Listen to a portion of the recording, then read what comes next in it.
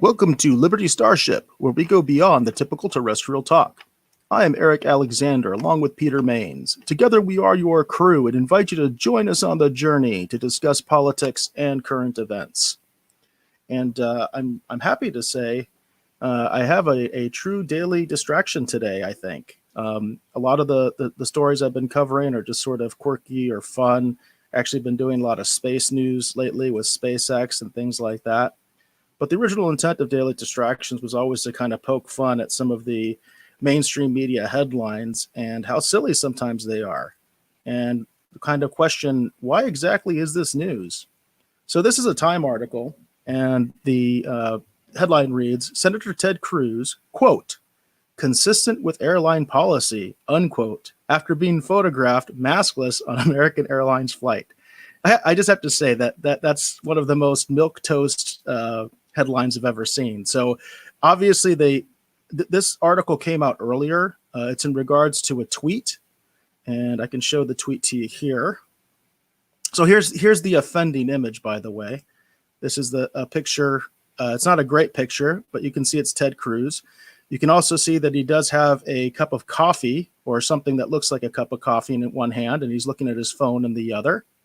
And the person who tweeted this, and I'm butchering his name, I do apologize. It looks like it's Jose, or I can't pronounce the name exactly. I'm sorry if I'm butchering it. Well, he happens to be a employee of the DCCC, so he's part of the Democratic Congressional Campaign Commission.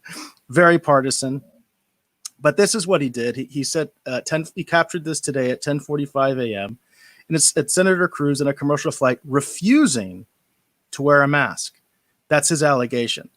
Of course, we can clearly see in this, he's already seated and he has a cup of what looks like coffee. You are not required to actually wear a mask when you are on a flight and actually drinking or eating something. And of course, that's what Ted Cruz said, was that's what he was doing. And that's actually what the photograph shows. But I just think it's just funny that Time even went here. I saw this when it was first breaking, and at first I know the headline was different. That Time has actually changed the headline a couple times. That's just where it is right now, or once I actually was able to capture the article. They even have a clarification here, because you can see there's another photo that shows Senator Cruz wearing a mask on a flight, but they wanted to make a clarification. At the bottom here, it said the original version of this story implied that Ted Cruz was photographed wearing a mask on the same American Airlines flight on which he was earlier seen not wearing a face covering. The second photo of Cruz is from a different flight on Sunday.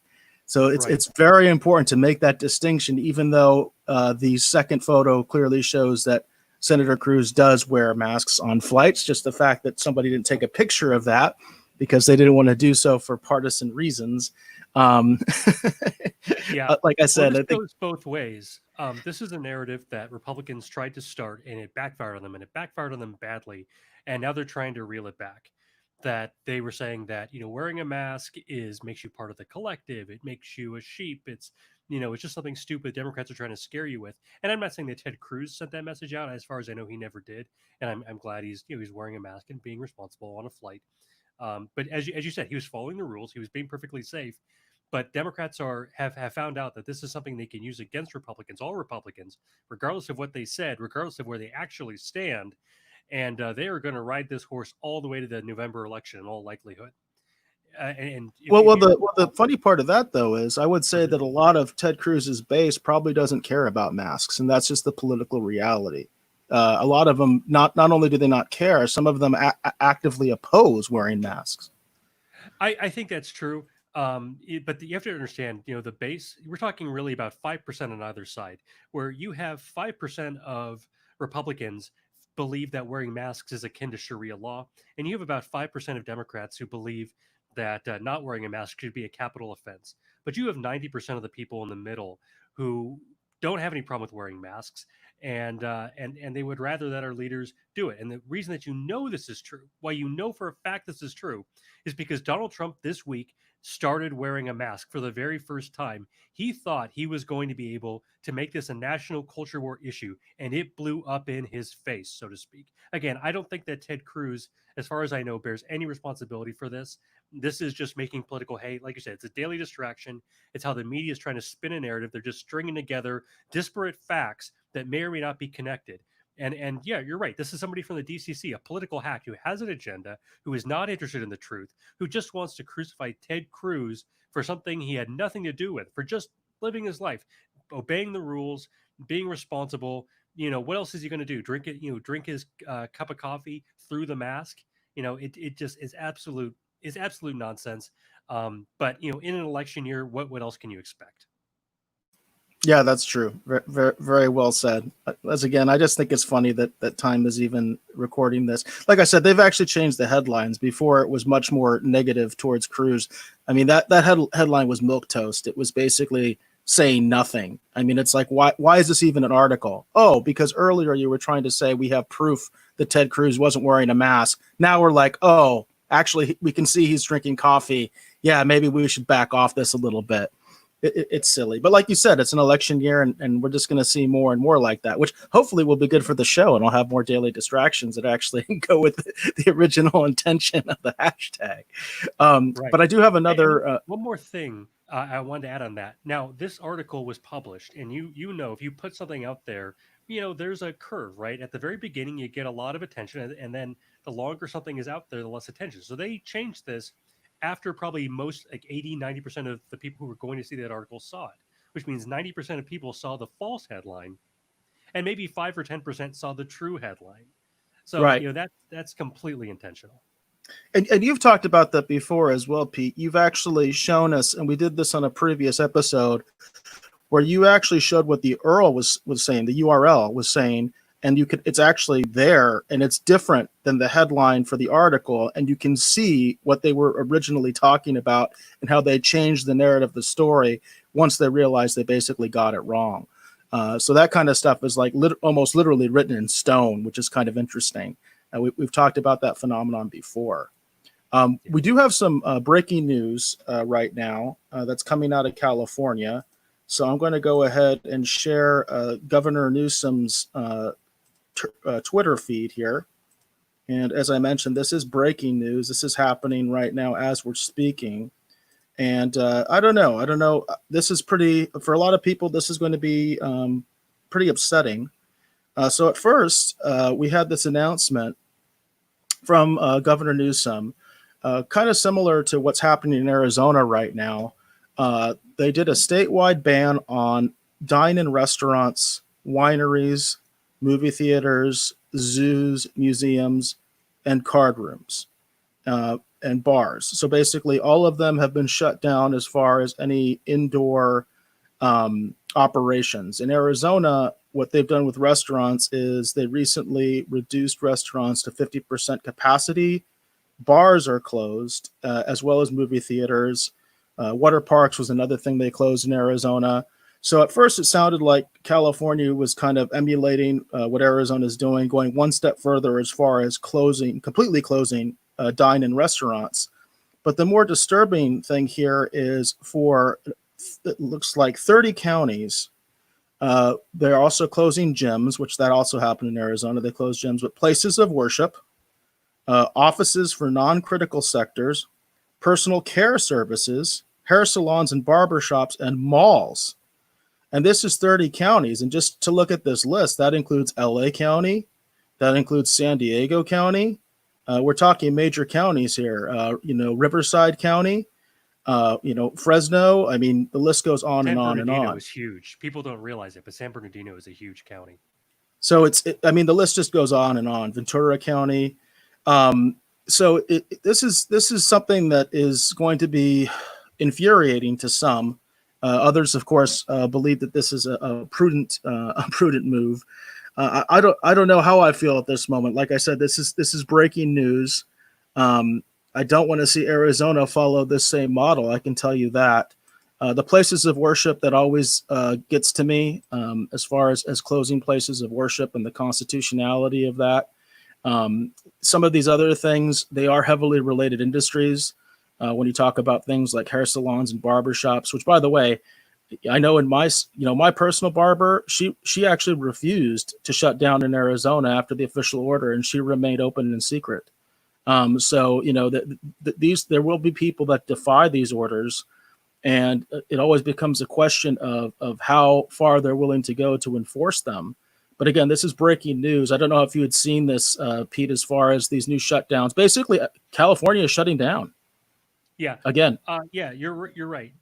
We have seen a lot more shutdowns. We saw this in Arizona, and we're seeing it, in states that are being hard hit. I expect that Florida and Texas will also join with California and Arizona in this regard. Here's what's important to understand: is it has been a long time since this coronavirus story started. I mean, really, things got real in what, about March of this year? And so here we are months later, and we still have no leadership from governors. They're issuing proclamations. We don't have the legislature stepping up. We don't have city council stepping up.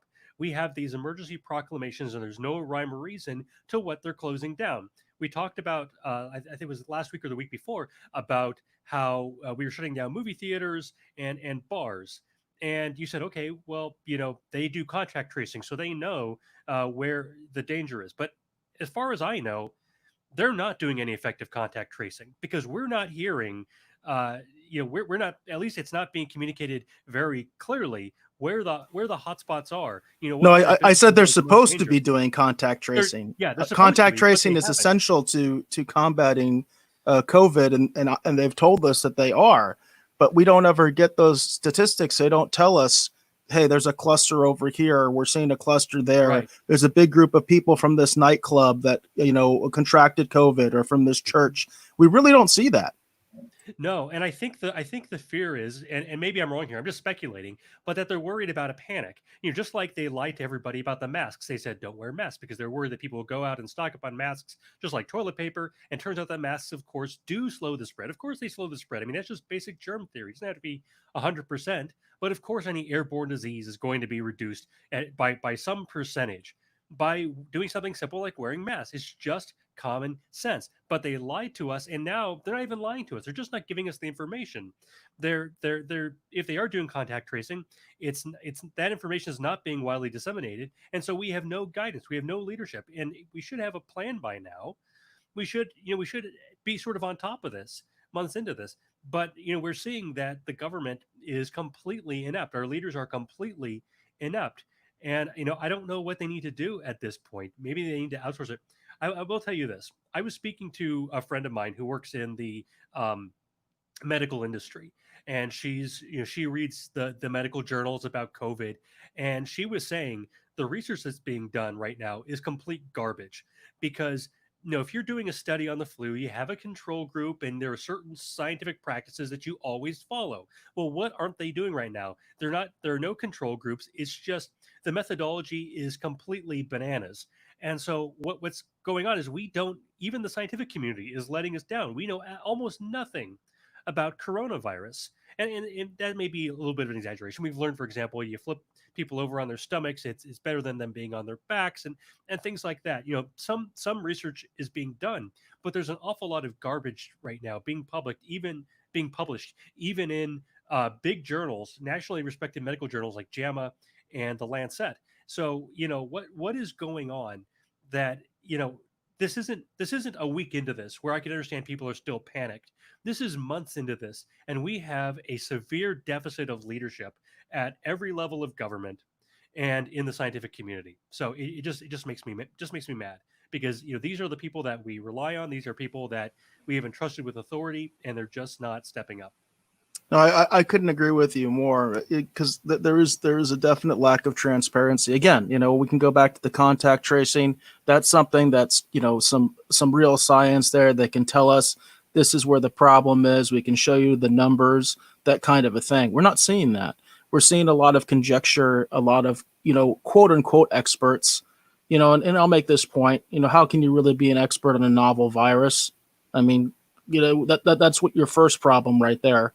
But also, in terms of leadership, I think one avenue of this that can't be emphasized enough is, as you said, this crisis started in earnest in March. It actually started all the way back in December internationally, but it goes up, in terms of in the United States, it started in earnest in March.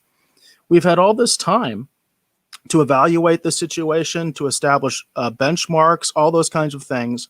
And when I say we, I actually mean our elected legislature, along with input from the community.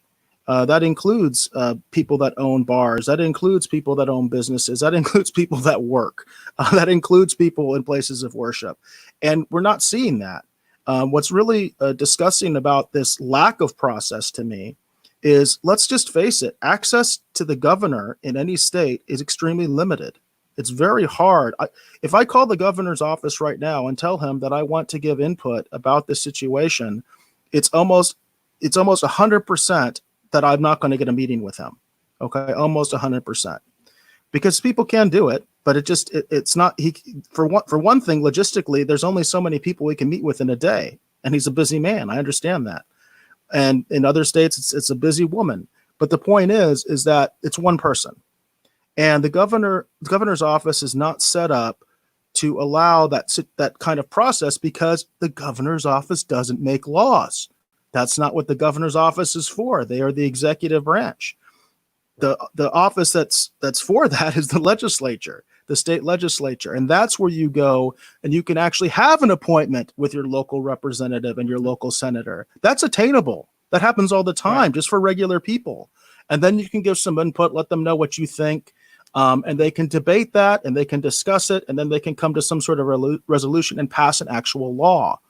What we're seeing right now are these emergency mandates with no expiration date that are, in fact, de facto law. They are not laws de jure, but they are laws de facto. And we're seeing, these laws are backed up by the possibility of criminal proceedings and arrests and all that kind of stuff. Usually these emergency orders at least will carry a class 1 misdemeanor that can include fines and imprisonment if you violate it. And that's just not right. That is not the constitutional process of our republic, where the governor can just make up laws anytime they want, and they have no expiration date, and then they get to decide, when we don't want to do it anymore. At this point, regardless of what state you live in, regardless of how you feel about COVID, masks, shelter in place, whatever, this debate should be happening in our legislatures, and our legislatures should be making the ultimate call to decide how we're going to regulate this, how we're going to do this. I compared masks to the, like no shoes, no shoes, no shirt, no service, that kind of a thing. Right. If they want to make a health regulation and say that you have to wear a mask in certain places, the legislature can do that. That's absolutely the role of the legislature. But these governors continue to make these orders with no expiration, no accountability, and that to me is wrong. Yeah, and to just amplify your point a little bit, we've talked a lot about how the legislatures are supposed to step up, and in particular, Congress has not done its job. Thomas Massey tried to get Congress to just force them to vote on something instead of staying at home and being afraid. They could have done it electronically. They could have figured that out, but they didn't want to, and it became a big political football. But here's the thing. The president set up a task force for coronavirus. Well, this isn't something that's going to happen that you need for a week. And we've seen that task force is very fluid, because of course it is, because it's not set up by law. It's the president deciding, okay, I want this, and that person working on this problem for right now. And that's fine as a temporary stopgap measure. Okay. But without Congress stepping up and saying, this is the structure within which we're going to handle this problem. Here's some money, a portion to handle this problem. The president has very limited tools at his disposal to deal with this in a structured way. And so, I think we have to look at Congress. They pass these laws, these big 1,000-page laws that in theory are supposed to give the president all kinds of power to handle situations like this.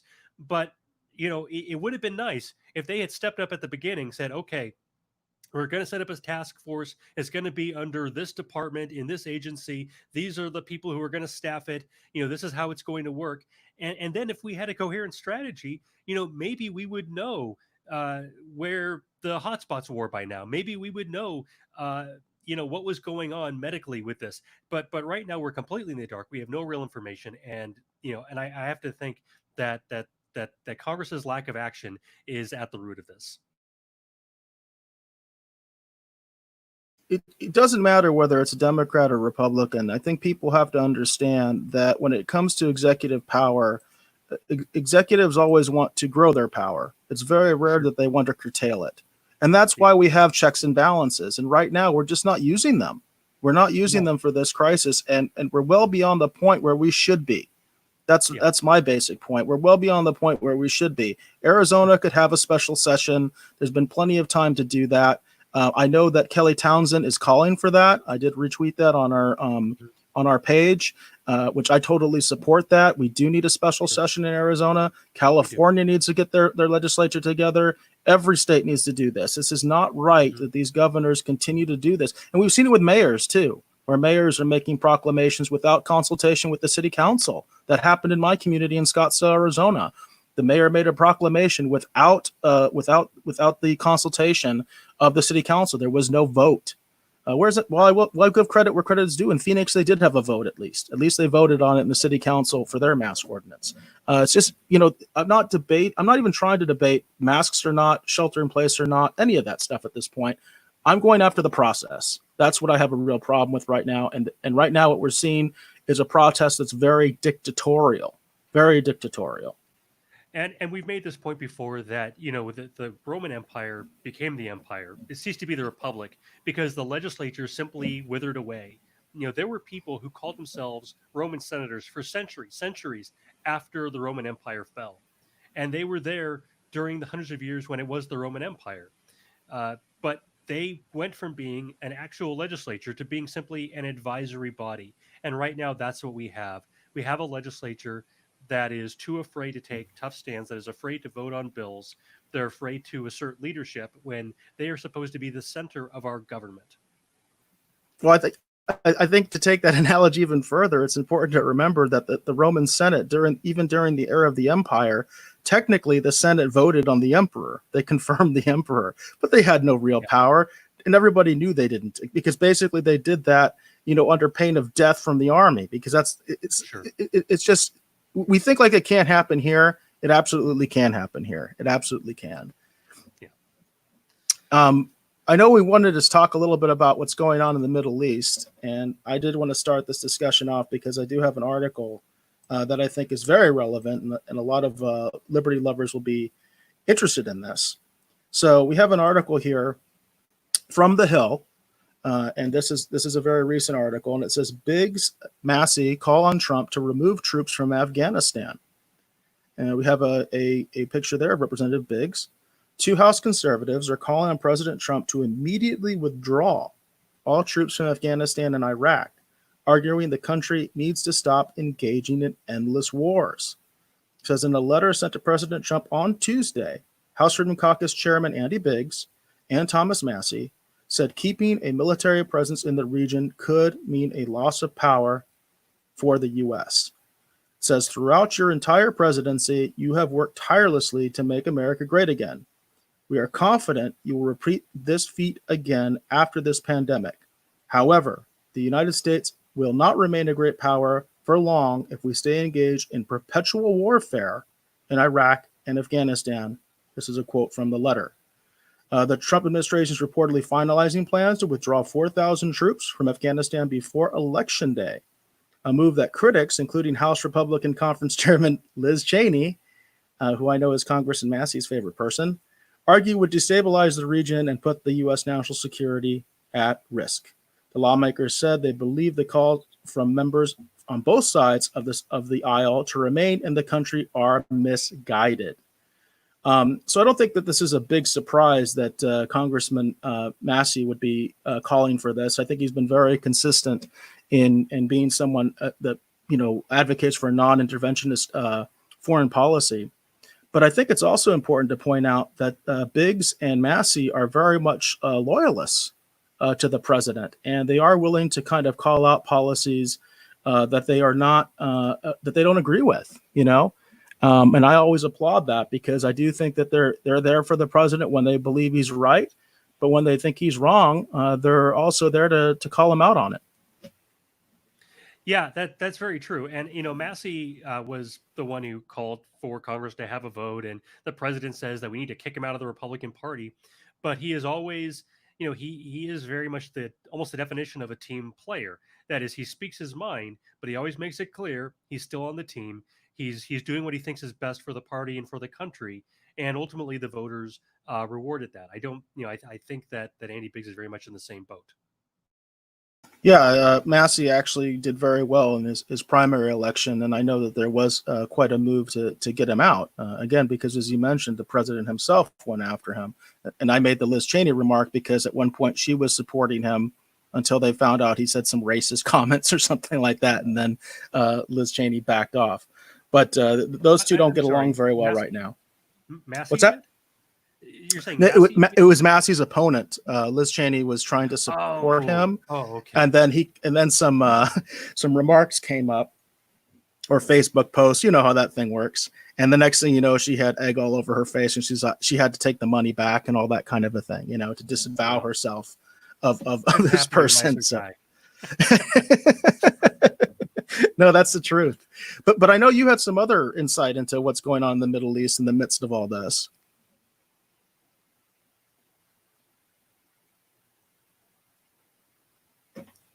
Pete, are you muted? I think you're muted, Pete. Yeah, sorry, can you hear me now? I Yeah, can hear you now. we talked on this show before about how there have been some really strange things being reported from the Middle East, specifically from Iran, and it's kind of hard to parse what is really going on. So this was an article that was in the New York Times today, and the headline is "Major Explosion Rocks Iran Again, the third blast in 3 weeks." And it's one of those. It's a funny way to frame a story, isn't it? Because it just major explosion rocks Iran as though it's just like a natural disaster. This just happened. Nobody set off the bomb because they look. The New York Times doesn't know exactly what's going on. It doesn't appear. In fact, I don't think anybody knows exactly what's going on, and that's been kind of a consistent thing this whole year. Every time something happens in the Middle East, everybody is just there is no consensus on what's going on. The theory is this is perhaps part of some an effort by the United States to sort of brush back Iranian aggression in the Middle East and around the world. And that was certainly the position of Shea Katiri. He's an Iranian-born columnist who writes for the Bulwark. And let me see if I can bring that up. Oh no, I don't have it. But so he's we've seen how people within the party, specifically within the Republican Party, who don't like Trump, have been sort of saber rattling.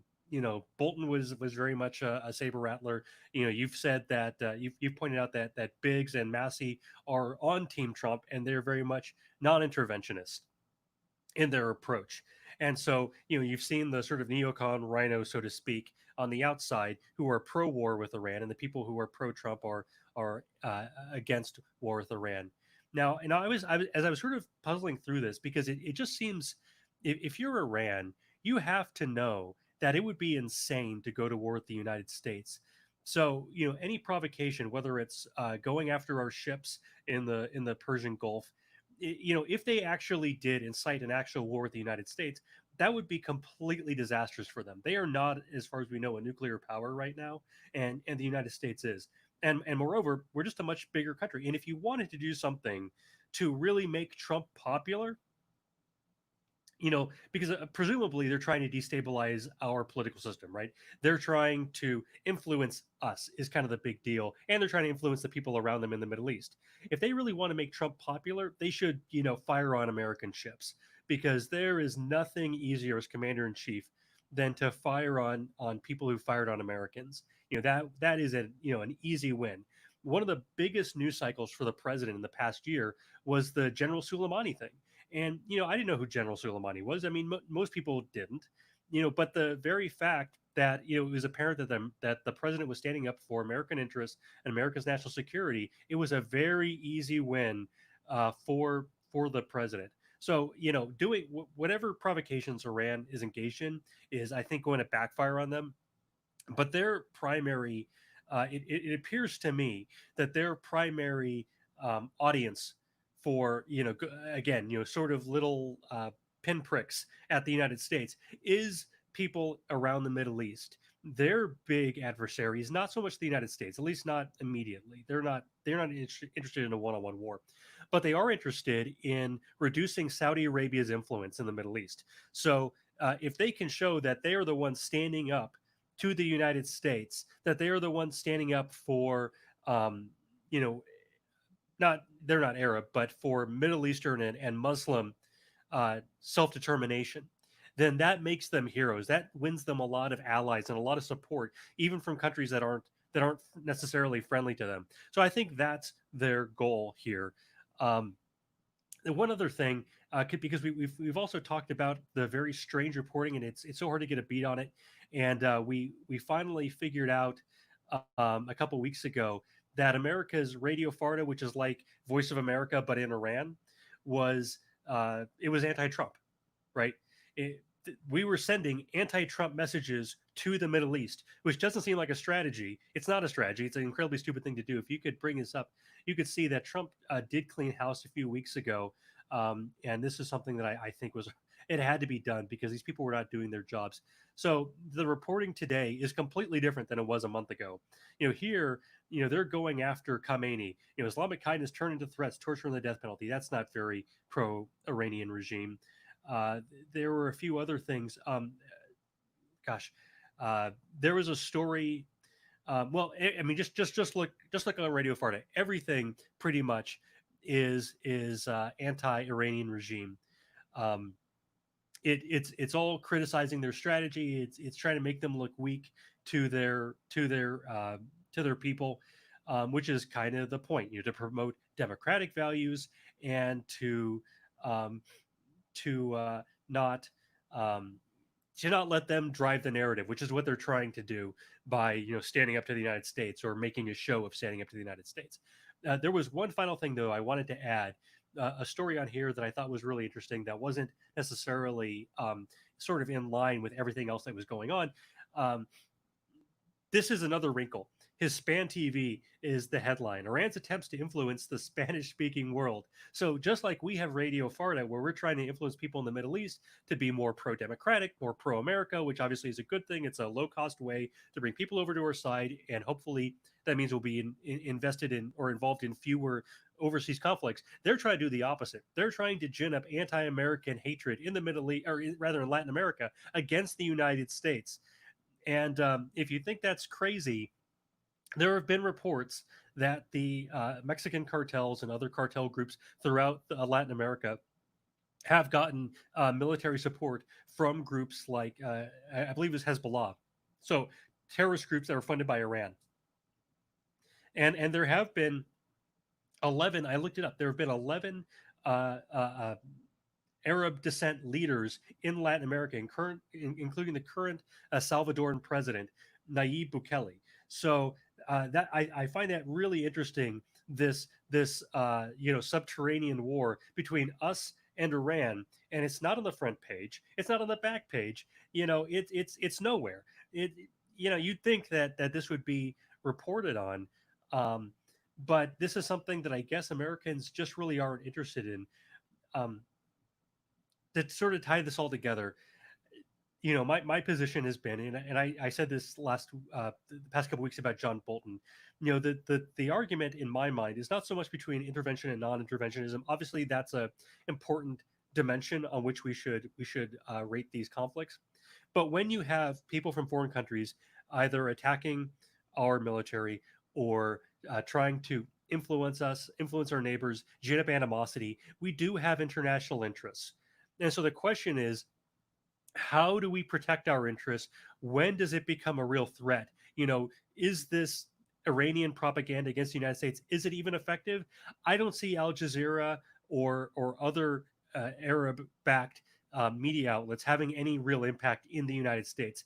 You very rarely hear about them. They're very marginal. I think we can safely discount Al Jazeera's impact in the United States. Maybe I'm wrong on that, But I do think that we need to be reaching out in Latin America to to promote our values again, and to to increase you know to increase our messaging, because clearly the rest of the world is trying to push a more autocratic message in Latin America, and that's the last thing that we need. Yeah, I think a lot of that has to do with Venezuela. I know Venezuela and Iran have some very close ties, but obviously there are other countries in South America that have varying degrees of stability and are looking more and more towards, as you mentioned, sort of a autocratic or straight up dictatorship right now. A lot of governments in South America simply just aren't stable. Even south Yeah. of the border, Mexico has quite a few of its own issues, as you mentioned. But Right. another thing I wonder about with this kind of stuff is a lot of what I think Iran does is because their economy is it's such a mess. It's kind of similar to what you see with North Korea. North Korea has so many domestic problems; they have to do this international saber rattling just to keep themselves in power.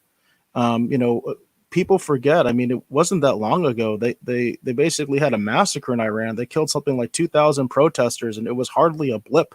Nobody cared, just because it was like business as usual. The actual corona epidemic in Iran, when they started to first get corona, people were laughing at their numbers and saying how pathetic their health infrastructure was. And I didn't realize how bad their healthcare system was. So I can't help but wonder. The top of this segment, you talked about this explosion.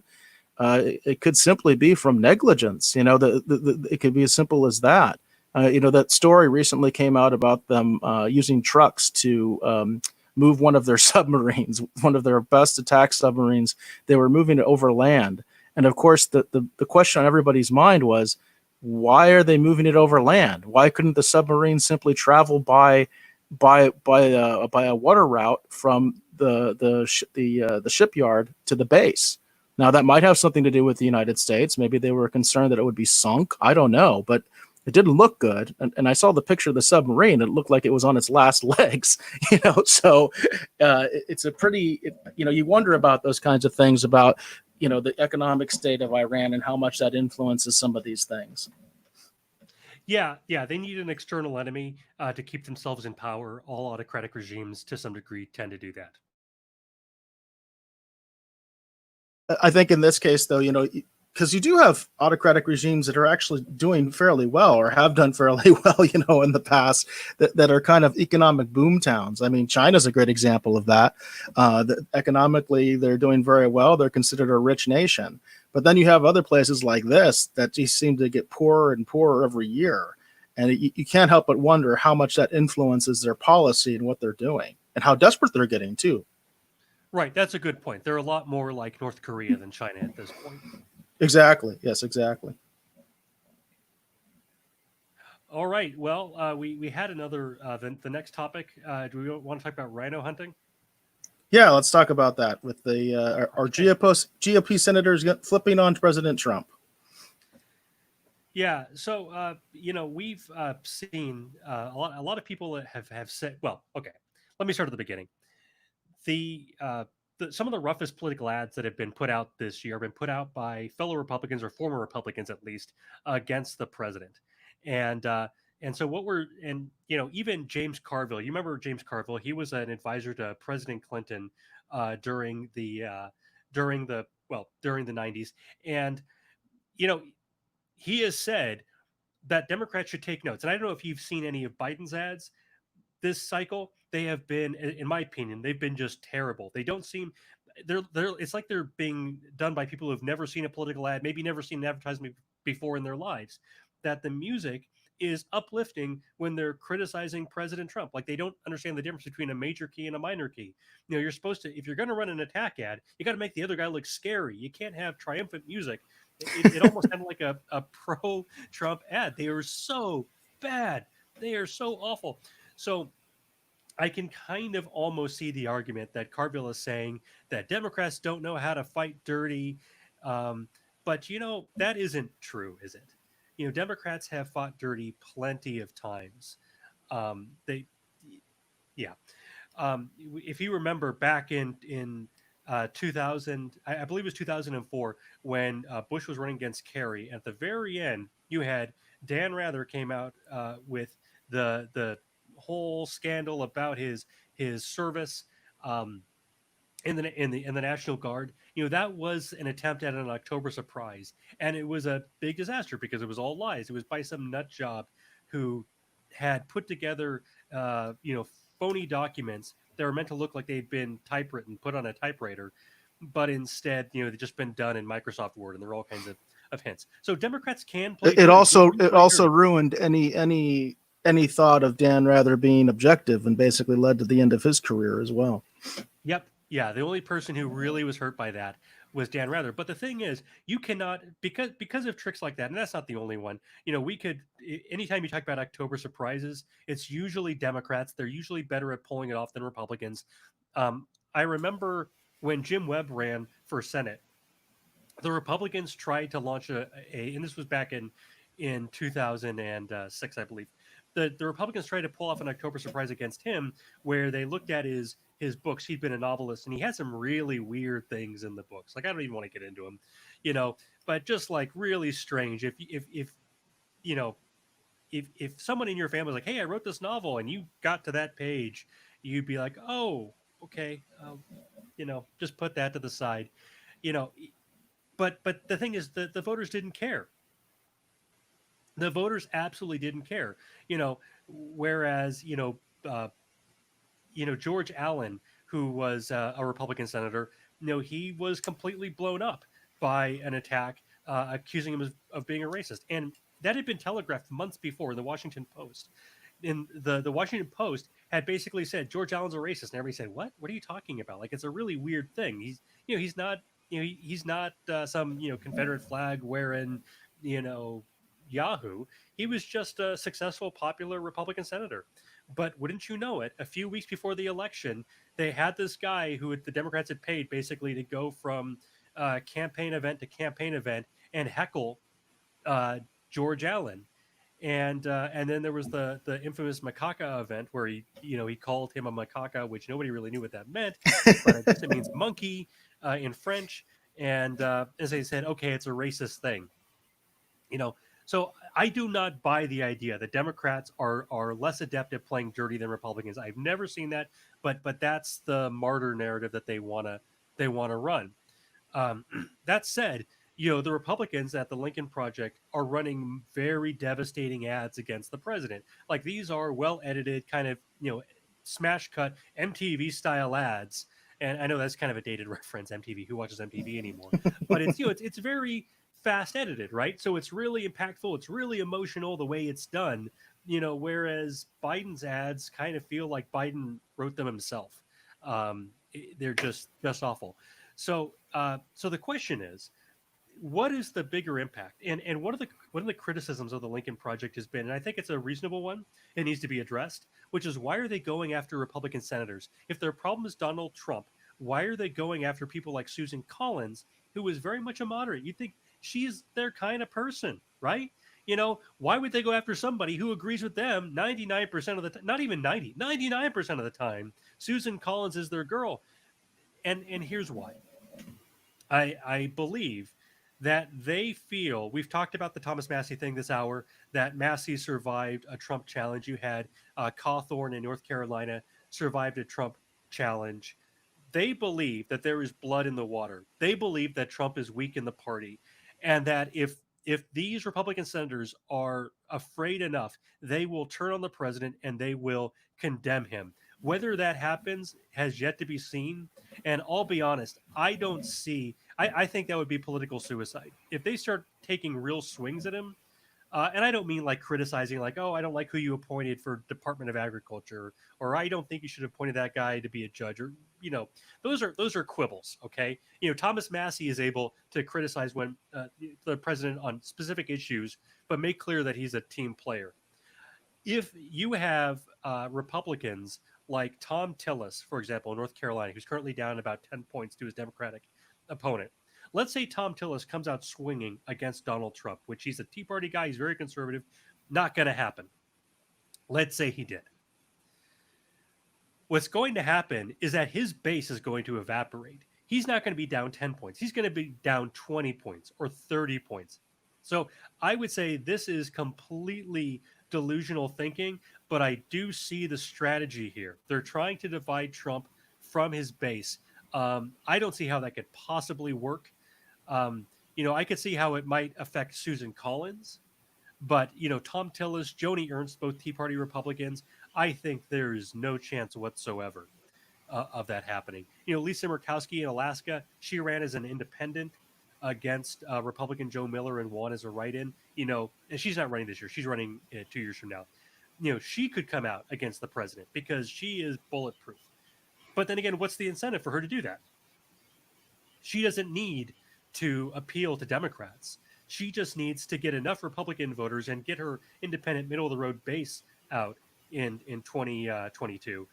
She doesn't need to go after the president. If anything, it's better for her just to stay out of this. So I think it's a high risk strategy for the Lincoln Project, and I don't think it makes sense. But we do see it is part of a larger picture. We saw a number of people from James Mattis, John Bolton, and now we're seeing a book coming out from Mary Trump, who's his niece. This is a coordinated strategy. This didn't happen out of nowhere. These people are not operating in isolation. I believe this is a coordinated attack on Donald Trump, and they believe that they are now brave enough to bell the cat, as they say. That before in 2016, to oppose the president as a Republican was political suicide. In 2018, the Republicans took a big hit in both houses of Congress. They lost a lot of legislatures, although the losses were not as big as they could have been. So I think what we're seeing, like I said, it's a coordinated attack. I could see this hurting Donald Trump simply because of Madison and those people. But I think the idea that any Republican senator, aside from Mitt Romney, is going to openly attack the president in this way is just wishful thinking on behalf of the Lincoln Project. So what do you have to say about that, Eric? Yeah, Mitt Romney was the one that was on my mind the entire time that you were talking. But you did address that at the end there. Yeah, there's no doubt, I mean, that there's a never Trump movement within the Republican Party. There has been since the very beginning, since when he first announced his candidacy. I mean, it was led by a lot of the old guard. I think a lot of people consider Jeb Bush a huge leader in the never Trump movement. There was even an opportunity with the Libertarian Party, very much so, because they had two former Republican governors to capitalize on that. But of course, they went on CNN and said they loved Hillary and destroyed any possibility of that happening. Oh, I'll never forgive them for that. I just think that was just pure political suicide idiocy. But it's there. It's there. In fact, Mitt Romney was one of the people even talking about possibly supporting the Libertarian candidates until they went out there and committed political suicide. So it's there. I mean, there's no doubt about it. There is a never Trump movement. Again, as you mentioned, Mitt Romney is the one that comes to my mind immediately, which is ironic because Trump does have a good point that Mitt Romney did go with hat in hand to Trump Tower to beg to be Secretary of State. That's not a lie. That's absolutely true. He absolutely did. I've seen the footage of him walking into to Trump Tower begging for that position, and he didn't get it. So I'm not a big Mitt Romney fan. I think anybody can see my picture knows why. It's because of what he did to Ron Paul during the presidential convention. And I want to point out, what sometimes is called the Ron Paul rule, which, basically says you can't nominate a candidate from the floor and just do a symbolic vote, which is what Mitt Romney did to Ron Paul. And then Ron Paul didn't even do an address at the convention, which is just unforgivable, in my opinion. Mitt Romney tried to reverse his own rule when it came to the convention with Donald Trump, because he wanted to allow Ted Cruz to be nominated from the floor. It just shows how hypocritical the man is. So I have very little respect for Mitt Romney. That's just the bottom line. But he definitely is a leader in the movement. I mean, there's no doubt about it. I mean, he's got some clout. He is a sitting senator, former presidential candidate, former governor, all those things. But other than him, I really don't know. I don't know who else would get in line behind him, because I think right now he's in a lot of ways he's politically isolated. I know Rand Paul doesn't like him. I know that. Yeah, that's true. And Mitt Romney also marched with Black Lives Matter, which it wasn't a direct attack on the president, but I think we all understand what that means. He's taking sides there. And I thought that was a very political thing that he was doing. I think he knows what Black Lives Matter is really about, and we're talking about the organization. We're not talking about the movement overall.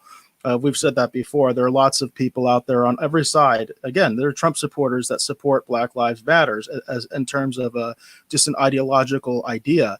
But the group itself, it's very Marxist, and their agenda is something that you have to be very suspicious of. And Romney knows that. And the fact that he's willing to associate himself with that just to embarrass the president, I just think that shows his lack of character. Yeah, and one more thing about Utah. Utah was a state that did not support the president in the primary, and even in the general election, he did much poorer in Utah than any other Republican in recent memory. Utah used to be a reliably Republican state.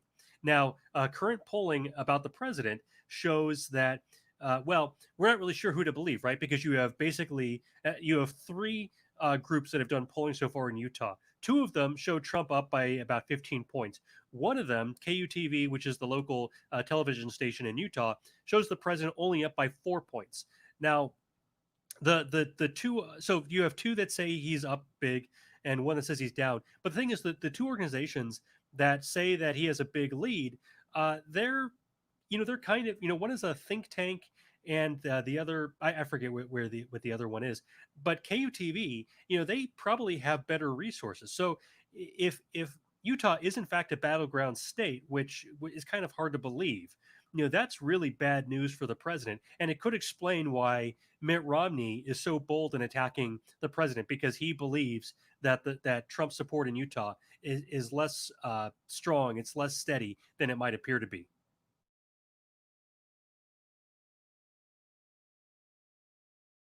Fact that there actually are a lot of people in the Mormon church that have problems with Trump, and they have problems with him because of his personal life and because of the way he talks and things like that. I don't think that's a big surprise, because it doesn't really fit well with the principles of the church, as far as the way he conducts himself. I know that there's a lot of Mormons actually that have a problem with Trump because of that. Yeah. Now there was one story that you and I wanted to hit, and both of us had kind of the same idea, which was the Oklahoma story. And we've talked before about Native American reservations. Yeah, Oklahoma has reservations. There was a really important court case this year, or excuse me, a couple of days ago, called. It was the McGirt case, and let me bring up the decision, McGirt versus Oklahoma, and it has kind of shades of things that we've seen before. So we're starting to get it, because a lot of the decisions have been kind of surprising so far this year. I think it's fair to say um, that this decision is about whether or not somebody who was convicted of a serious sexual offense against a minor can be tried by the state of Oklahoma, or is he on a Native American reservation? That's the question. And the court ruled that a significant portion of Oklahoma, heretofore unknown, had actually been an Indian reservation the entire time. And I just kind of want to go. I want to. Well, here's a couple similarities with other cases that we've seen so far. First of all, we've seen that Gorsuch is in many ways kind of a radical. He's willing to upset the apple cart. A lot of one of the big principles of legal of American jurisprudence, especially at the Supreme Court, is stare decisis. Let the decision stand. So if you have a previous decision that you can go by, just let it stand. Don't overturn precedent unless you absolutely have to. But Gorsuch is very willing to overturn precedent. And to be honest, I think that's great. If you're right, go ahead, overturn precedent. Precedent is not the same as following the law in many cases. But as we're going to see, that might not be what's happening here. But another thing that's similar with previous cases, we talked about the Bostock case, where you had somebody who was accused of embezzlement and was fired for embezzlement, said that he was fired instead for being gay. And so now Bostock is about, can you fire somebody because of their sexual orientation? Even though that really wasn't even at issue, because the Supreme Court isn't going to argue in facts. The Supreme Court is not going to rehear the trial. They are establishing precedents on the bigger issues. So here in the Jimmy McGirt case, Jimmy McGirt was he's a scumbag. Okay. And I don't care what court he goes to, they're going to throw the book at him. He has almost zero chance of being found innocent. He has almost zero chance of seeing the outside of a jail cell anytime soon. You know, it is, this is just his lawyers throwing anything at the wall, hoping it sticks.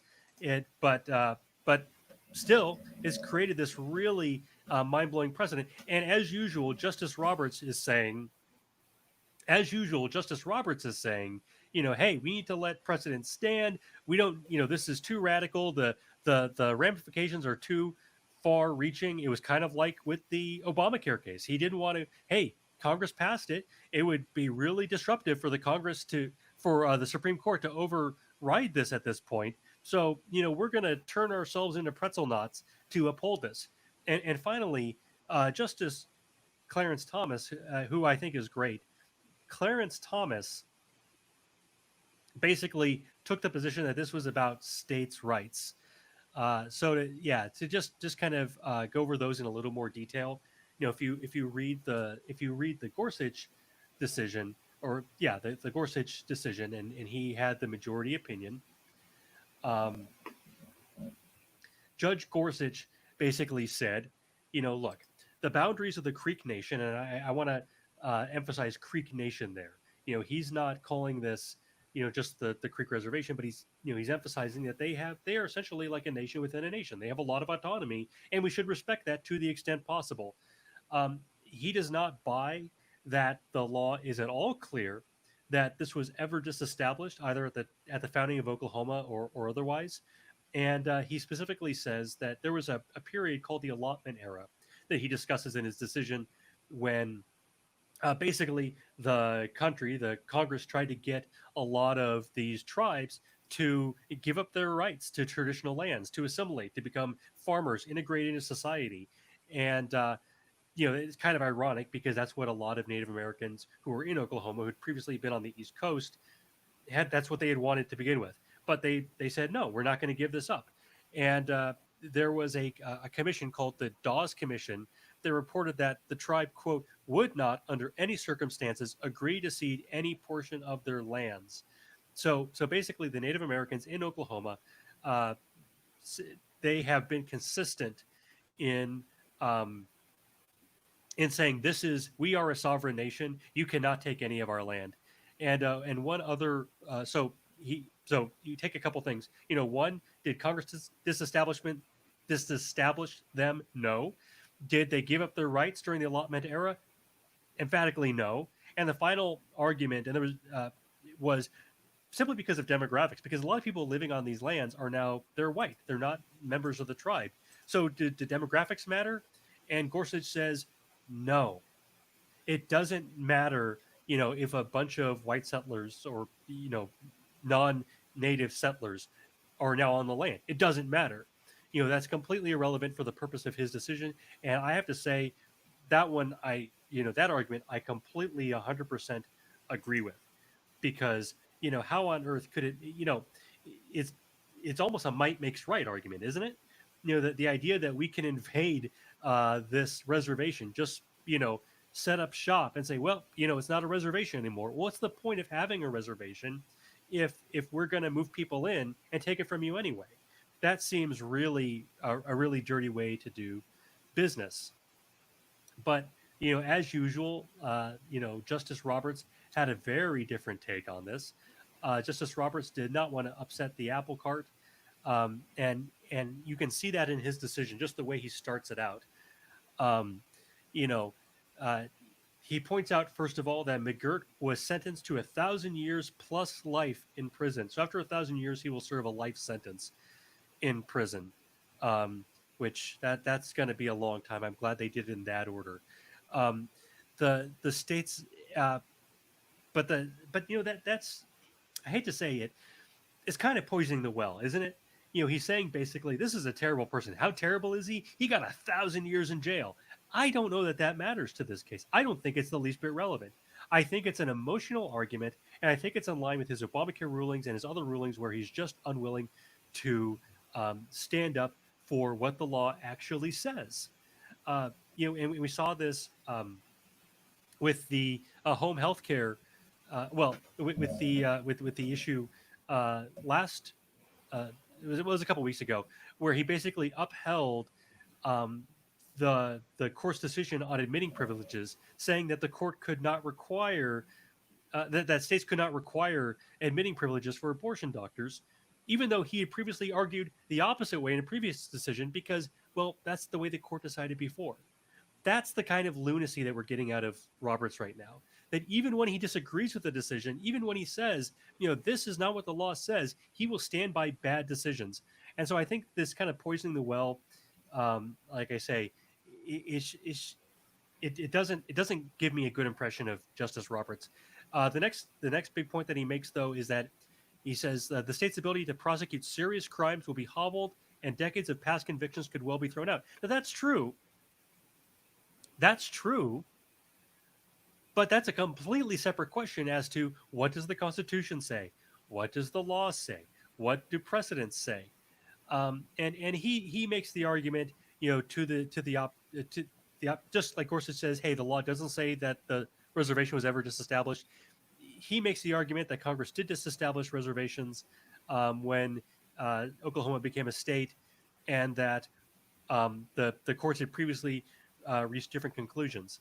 But you know what? I'm not sure that entirely matters unless the law is. I understand that sometimes the courts have to interpret the law where it's unclear.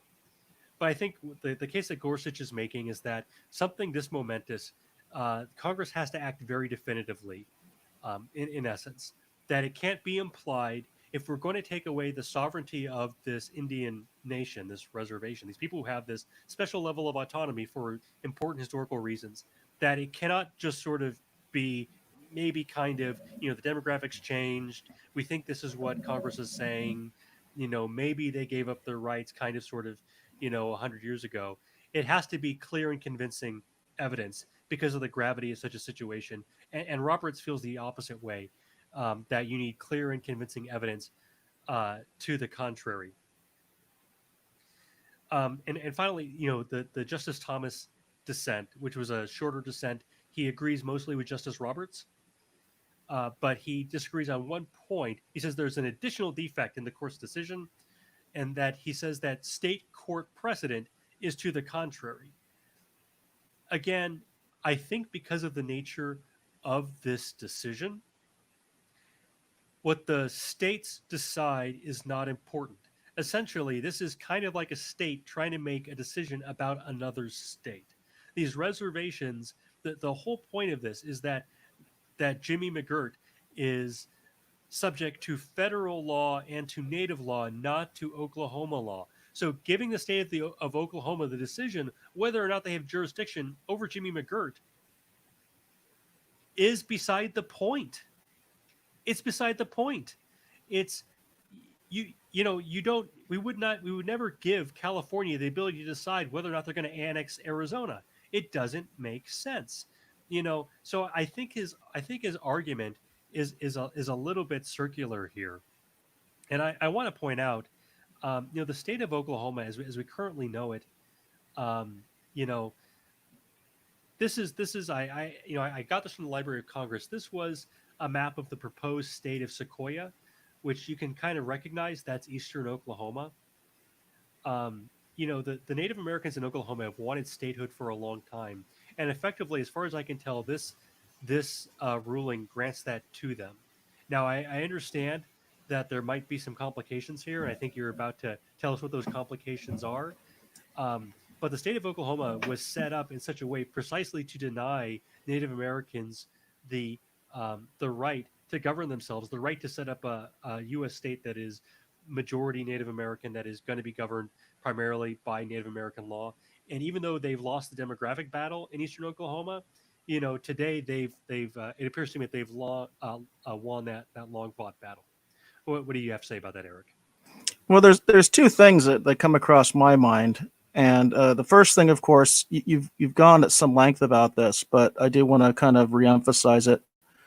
First, you kind of want to understand what the reasoning is behind the decision, and I think you did a good job talking about that. But I do have this Arizona Central article, and actually the headline reads, Supreme Court ruling expanded tribal land. What does that mean for Arizona? Trying to apply it to, we have many tribal lands in Arizona, and so a lot of places with a lot of tribal land are trying to figure out what the implications of this ruling is going to be for them. But one of the things that I like about this article, because quite frankly, I think this article in some ways makes things as clear as mud, it does talk about Gorsh, and it does talk about his reasoning and where he's coming from. And it says Gorsh is versed in federal Indian law, and his appointment in 2017 was hailed by many Indian law experts and tribal nations as a voice for understanding and applying the law to the government's interactions with tribes. He's known as an originalist, or as one legal blog notes, Gorsh believes the U.S. Constitution should be construed as it was by its original drafters. He's the only Westerner on the court. And we've talked about this before, Pete. We've talked about this idea of the originalist and someone who basically says, hey, what was the intention of the Constitution when it was written? What did the framers think? What did the people that passed these laws think? What did the guys who made this treaty originally, what was their intention when Congress first negotiated this treaty with this tribe? What were they trying to do? And then, as you mentioned, what that does is it says whatever happened afterwards, who cares? Because we see that the court contradicts itself in this way all the time, because there are other people that believe in the living, breathing document. And as you mentioned, precedent is important. I mean, precedent goes all the way back to English common law, and it actually goes even before the Constitution. But the thing is, people, I'm talking about people in the court, a lot of them believe in this idea of the living, breathing document, and therefore times change, and now we change the interpretation of the Constitution. Well, that's not where Gorsh was coming from, according to this article. Gorsh was coming from an originalist interpretation. He just looked at the law. He knows enough about this. They say he's basically an expert in Indian law, and he says, hey, I know what Congress intended when they first made this treaty. They never did anything to specifically reverse that. And because they never did anything specifically to reverse that, this is the way I'm ruling. And so in that sense, it's very sort of matter of fact. You can understand the decision. It's a very literal interpretation of the treaty and how the treaty is supposed to be applied under the Constitution. So that's part one. And it gives me a little bit of understanding of why he ruled this way. The second part of it is not all reservations are created equal. That's just a fact. And what I mean by that is, specifically in Arizona, for instance, the reservation that borders, my town, Scottsdale, the Pima Maricopa reservation, is very independent. They have their own courts. They have their own police force.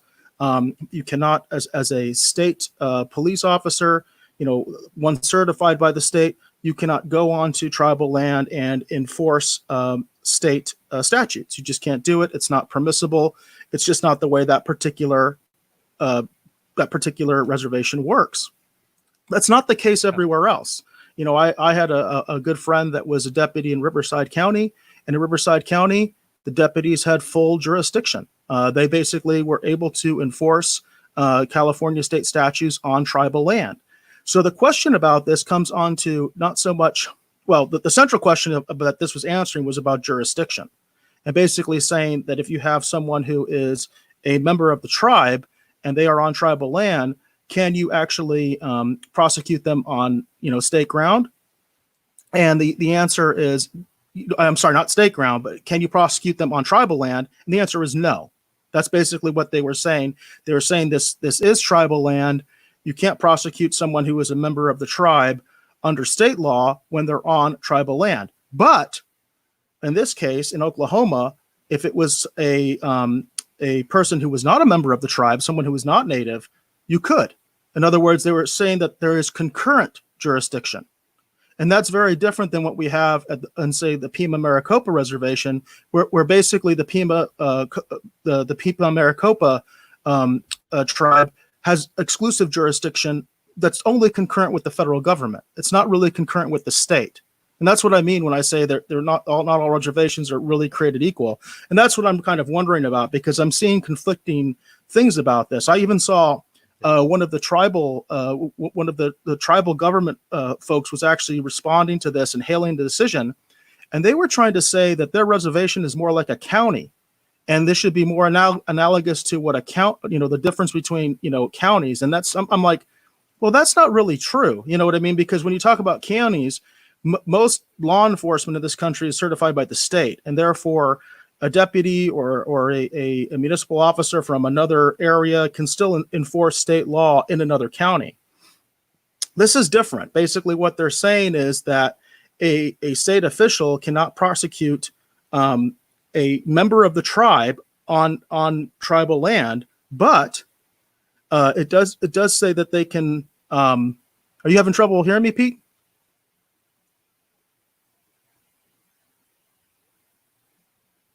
I think I might be having some technical difficulties. Are you having trouble hearing me? I can hear you now. Oh, okay. We might have had just a delay there or something like that.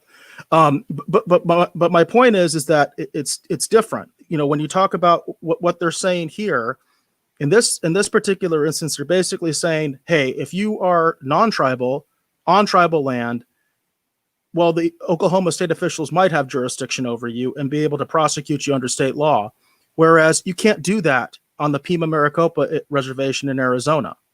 Do you see what I'm saying, Pete? So that's one of the things that I'm not very clear on, because, again, like my friend that was a deputy in Riverside, he said that they had exclusive jurisdiction. The deputy sheriffs did. That basically the tribe didn't have their own police force. They just used state laws. So it gets a little bit muddled in that sense. And you can kind of think of it, if anybody's been in the military, you can kind of think of it that way too. You have exclusive jurisdiction, you have concurrent jurisdiction, you have what they call partial jurisdiction, and then basically you have it where it's government property, but it's state law.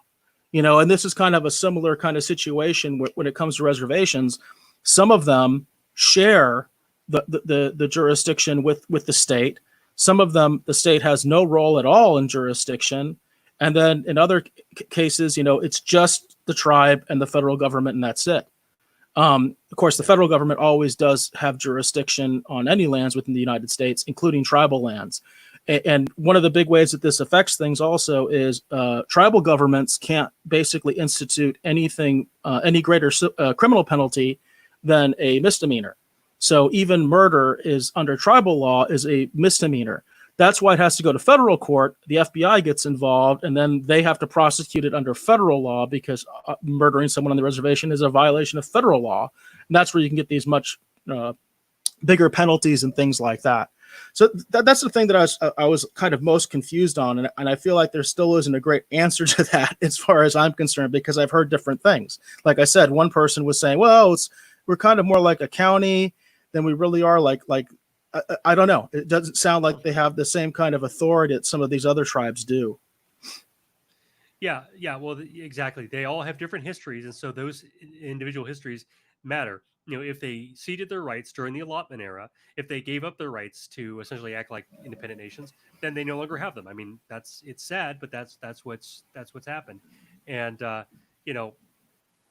if Congress disestablished them, then they no longer have those rights.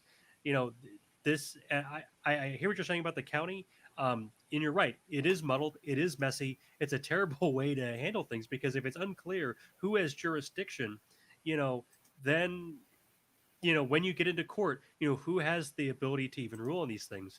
And so I hope that we get greater clarity on this. And I think for right now, I think this is a big step forward for that kind of clarity. By the way, this only affects about 180 cases. There have been 1,800 cases where you have Native Americans in Oklahoma who've been prosecuted by the state and are currently serving sentences where they might have to have a new trial. So, I hear what Roberts is saying about how this really upsets the apple cart, but I don't know that we want to entrench further bad law simply because of 180 cases.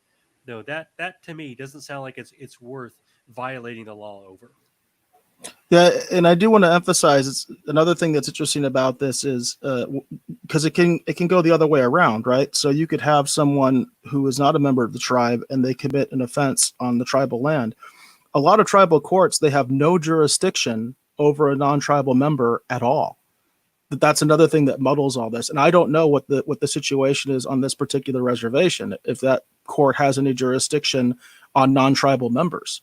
That's another question that I don't know the answer to. I'm assuming they don't, because the way that it's sounding to me is that basically if you're non-tribal, Oklahoma can still prosecute you, but if you're a member of the tribe, then they can't. Mm-hmm. Yeah, and that's a mess, Whether or not you're a member of the tribe shouldn't matter. We have territorial jurisdiction, not personal jurisdiction in this country, typically. And I think that if that is the way we're going, I think that just makes it's creating another bigger mess. Well, with the state, the tribal courts have to be certified by the federal government if they're going to try cases against non-tribal members.